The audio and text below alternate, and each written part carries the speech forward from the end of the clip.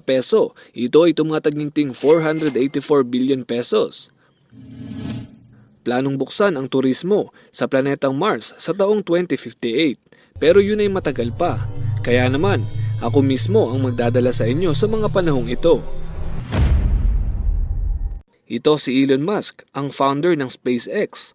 Ayon sa kanya, ang planetang Mars lamang ang nag-iisang planeta sa ngayon na maaari nating lipatan kung sakaling magkaroon ng malaking problema ang Earth, gaya ng giyera, iba't ibang klase ng pandemic, paglaki ng araw, global warming at marami pang iba.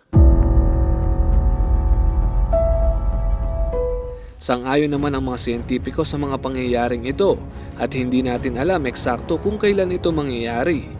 Maaring 2024, 2036, o di kay 2058. Isa sa mga plano ng mga dalubhasa ang pagpapadala ng unang mga tao sa Mars sa taong 2058.